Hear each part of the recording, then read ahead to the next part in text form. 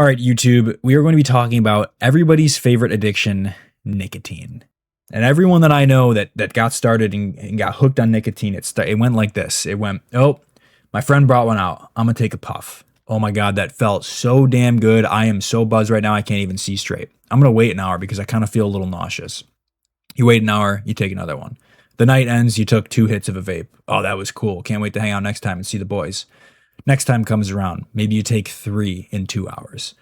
And that goes on for a little while, and you're like, no, I'm not going to buy one. It makes me feel nauseous when I hit it sober. I can only hit it when I'm drinking with my buddies, and I just take a puff or 2 with my friends. And then a couple more weeks go by, and now you're like, oh, I really want one when I'm drinking now. If I'm drinking with other people that don't have vape, I kind of want one. But I don't have one, so it's okay. I'm just going to continue drinking. And then one person in your friend group gets a vape. And they're like, oh, I only do it when I'm drinking. But you guys drink together a lot, so you hit the vape a lot. And suddenly you find yourself wanting to buy a vape. But you're not going to buy one because you're not addicted. And you are not going to get addicted to something. And so you like, oh, okay, I'm going to buy one for when I drink. And I'm going to give it to my friend so then they have it. And then they bring it every time we drink together. So now I have one, but it's not with me on my person at all times. And then you do keep it on your person at all times, and you're like, I'm still gonna hit it when I'm drunk or when I'm high on weed. Maybe you do, and maybe you don't really hit it through the day because it still makes you feel a little nauseous. But then you get a little curious during the day, and you're like, oh, I kind of got that itch. I'm gonna give it a smack. And that smack turns into 2, turns into 4, turns into 8, and then next thing you know, you're going out and buying a $30 vape every couple days or every week. And you've got that thing attached to you at all times, and you cannot escape that addiction. By the time I hit high school, anti-smoking ads had basically won the war on cigarettes and nicotine. Cigarettes they just weren't a health hazard. They were literally just cringe. And lighting up a Marlboro felt as ancient and dusty as trying to use a physical map or a rotary phone to call for a pizza. We were known as the clean generation. I'm 26 years old, so that's to date myself. But we were raised on these graphic smoking commercials featuring people talking through throat holes and lungs that looked like burnt sponges. I looked at smokers with a mix of pity and confusion. I was totally convinced that I was the chosen one and I would finally bury big tobacco along with all my other friends in my generation. But in a move of peak human irony, we didn't kill the addiction. We just gave it a Silicon Valley rebrand and a USB charging port. The modern path to getting hooked is honestly sort of a masterpiece. It usually starts with a bit of performative nonsense that most of us probably went through in middle school or high school. Maybe it's a locker room where the varsity athletes are packing lips of wintergreen dip like they're 19th century gold miners instead of kids from the suburbs. And at 16, your social survival instinct is dialed up to 1,000,000 while your brain is literally just a bowl of lukewarm oatmeal. You aren't signing up for a lifelong chemical dependency. You're just doing it for the bit. You don't really care about the repercussions. You want to look like the kid that's 2 years older than you, has a girlfriend, has friends, plays sports, and he seems to have his life figured out. You're playing this character, essentially, and you're totally unaware that the prop that you're using is about to become your entire psychological architecture. So, yeah, the tech caught up to the stupidity. The arrival of the sleek device era changed the whole landscape. Suddenly, nicotine is not this dirty, ash-producing chore that you'd have to walk outside and waste 5 minutes of your day in some little cubicle outside the building that looks like a bus station. It's this minimalist piece of tech, and it looks like it belongs in a fancy apartment or next to a pair of $300 headphones. These things were like the stealth bombers of the school hallway. They didn't produce a cloud of smoke, and you couldn't smell it from 3 zip codes away. They just produced this tiny, disappearing puff of mango or mint or creme brulee, and then they vanished before the teacher could even look up from their desk.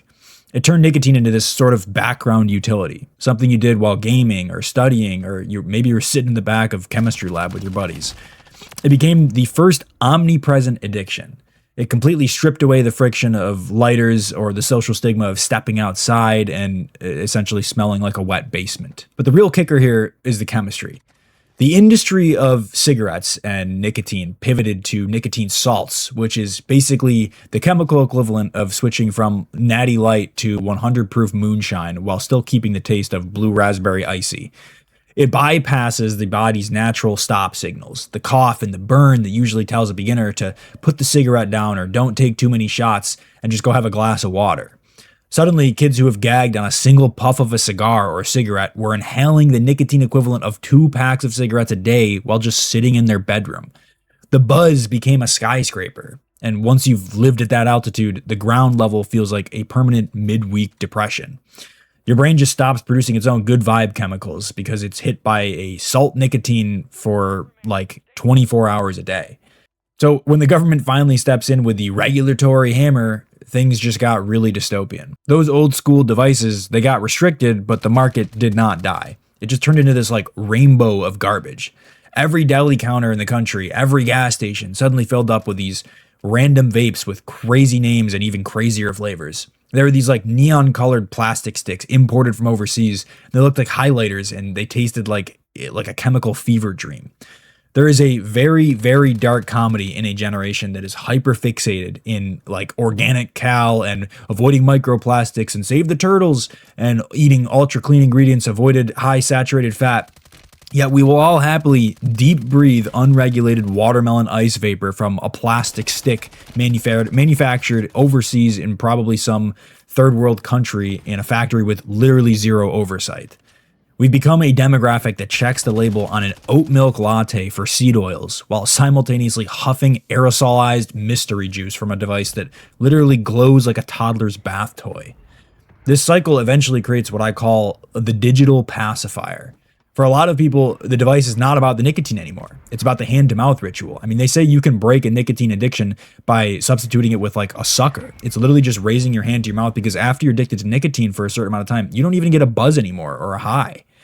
In a world of this high-speed anxiety and constant digital noise, the vape becomes this grounding mechanism, a way to reset the brain every 10 minutes. You see it in the way people panic when they can't find their vape. It's this raw primal fear that usually only accompanies one when you're losing your phone or your wallet or your car keys, something that you actually need to exist in life. And that seems like an exhausting way to live, being a total slave to a piece of plastic that offers literally no benefits, no enlightenment, no high, just the minor temporary relief from a craving that the device itself invented and that you fell victim to. The end game here is the 4-point check. You heard of the 3-point check: phone, keys, wallet. Now it's the 4-point check: phone, keys, wallet, vape. And if you don't have all four, you are not a functioning member of society. You have become a slave to the stick. The person who can't sit through a 2-hour movie or a family dinner without calculating the exact moment they can sneak into the bathroom to satisfy the ghost in their lungs. Quitting this is an actual feat, to be honest. And it'll take sweat-soaked versions of sitting through people think it's hell.